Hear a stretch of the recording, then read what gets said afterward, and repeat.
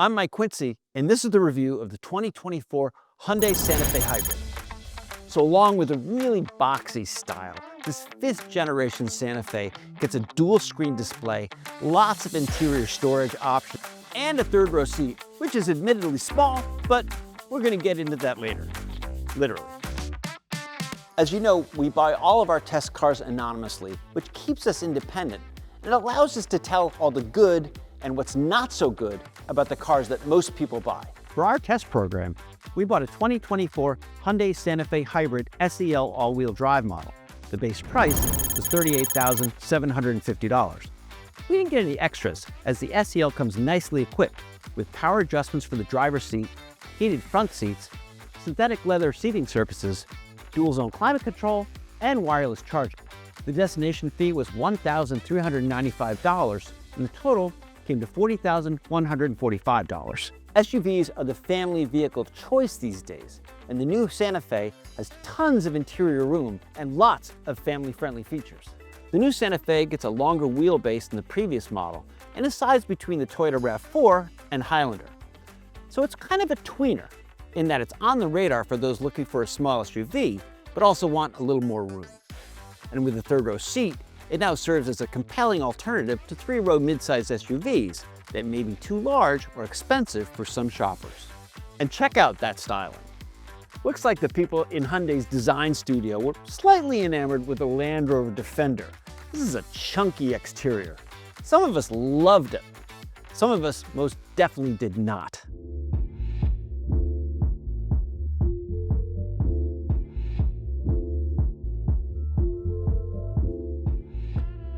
So the Santa Fe is not really that high off the ground.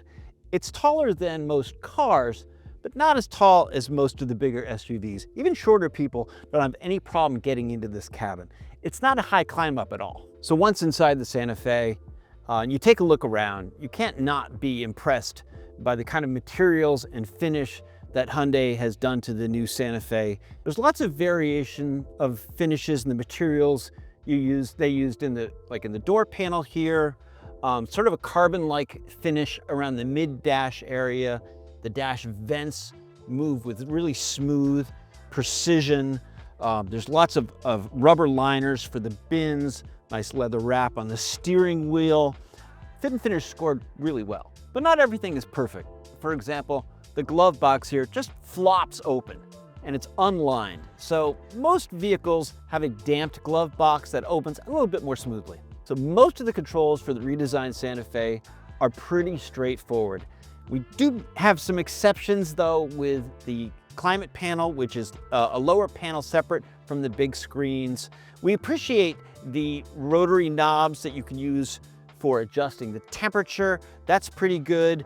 However, to control the fan speed, you have to find this little icon on the screen and go like tap, tap, tap, tap, which will adjust the fan. And also there's a little icon for the seat heaters. You have to kind of manage to hit that just right. We're just sitting here in the garage right now. It's much harder to do while you're driving. Another odd decision Hyundai made with this redesign is the gear selector. It's kind of this weird rotary tuning thing. It isn't one of the usual old-fashioned column shifters. What you have to do is you have to rotate this little button forward to get into drive. You have to turn it backwards to get in reverse. Park is right at the edge there. If the steering wheel is positioned just so, you really can't see your selection. So you find yourself kind of looking around it. I know that when I first started driving this car, I would want to go into drive and I would move it toward me, and of course I was in reverse. I'm like, okay, that's wrong. And then you move it forward to get it back into drive. As I mentioned before, standard equipment includes a dual screen setup. And in particular, the infotainment screen is 12.3 inches, which is a really good size. It doesn't take up too much of the dash, so it's not overwhelming like in some cars. What we like about the infotainment system is that these tiles on the screen are very simple, very straightforward. It's easy to see that Apple CarPlay is just sitting there for you, so it's easy to choose. Other things that we like about the infotainment system are the rotary knobs for the volume and the tuning. The tuning one is a bit of a reach for the driver, but it's not too bad. So some of us here at Consumer Reports Auto Test Center are finding that using wireless charging pads overheats our phones. So one of the great things about this Santa Fe is that the USB-C ports are right here. They're not tucked under inside a storage bin somewhere. So if you choose to not want to use the wireless charging pad, you've got easy access to hardwire your phones. The day-to-day livability in the Santa Fe is awesome. It's got so many flexible storage options that almost rivals a minivan. We already went through the center console here with the rubber base and the wireless charging, but underneath that is also another enormous bin, which has a rubber liner and little walls on the side to keep things from sliding around. You could put a small bag down there, take out, I suppose. And on the passenger side, you don't only have one glove box, you have two glove boxes, plus a little storage shelf in between. Just about every car has a storage bin underneath the center armrest. And like every other vehicle, it opens up like this so front passengers can access what's inside.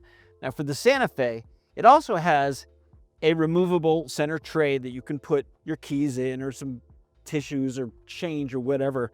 But the storage bin itself is really pretty deep. But if you're traveling with kids, they can open up this storage bin for themselves because it's hinged both the front and the rear. And here's the kicker. Inside, you might have all these little goodies. Your kid, Dad, I'm hungry. Dad, I'm thirsty. The bin has a pull-out storage unit so they can access all of this food and drink for themselves and maybe not bother Mom and Dad so much. So getting into the second row is a little bit more challenging than the front because the seat itself is higher. But once you're back here, sitting in the second row, you have almost like a theater-like seating position. Visibility is great. The seat itself is really pretty comfortable. And there's lots of adjustments for second row passengers, including moving the seat back and forth, and you can also adjust the recline. So second row passengers have a lot of real usability, let's say. They have these things in the seat backs called, I used to call them map sleeves because you actually put maps back there. I'm sure nowadays you're gonna put your phone, you're gonna put a tablet, and with all these electronic devices, you've got super convenient charge ports built into these front seats. There's cup holders in the door. There's cup holders in the fold down center armrest. There's even little hooks you could put your dry cleaning. People dry clean anymore, but there's also hooks to put bags on and stuff like that. It's a great place to be. Listen, it's really nice to drive the Santa Fe Hybrid, but it's also super nice to be a passenger in the second row seat. Accessing the third row seat is a different animal altogether. There's two ways to do it. One is there's a little button on top of the second row seats, which moves the seat forward, but you still have to push it forward a little bit more to get a pathway in the back. The other approach is folding this seat back down like this, which allows you to kind of scamper on back, which is not easy and it's not graceful.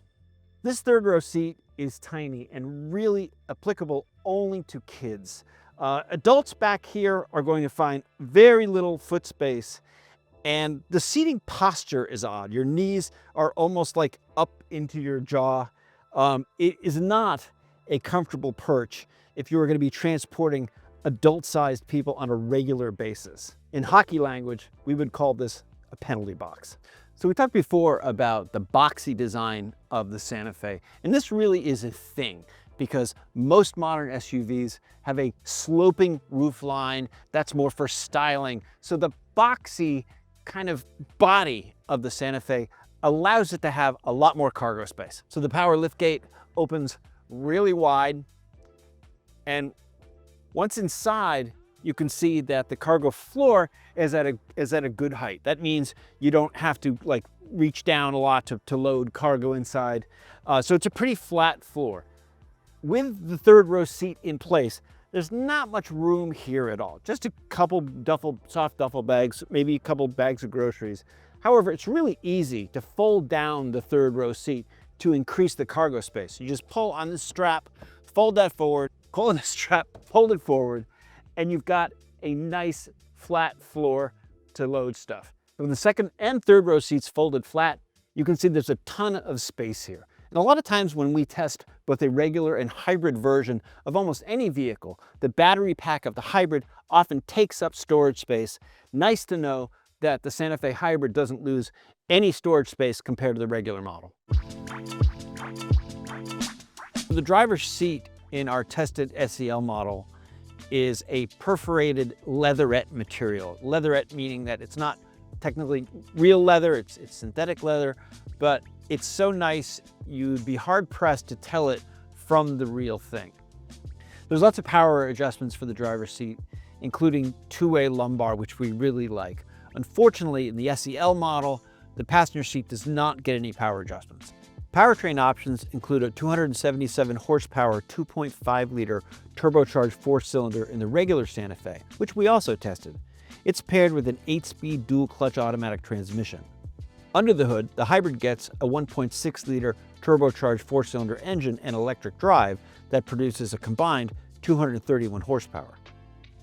When it comes to buying a Santa Fe, we would definitely get the hybrid version, and the SEL model in particular comes really well equipped. We love the hybrid's smooth powertrain and awesome fuel economy. For more on three-row SUVs, check out consumerreports.org.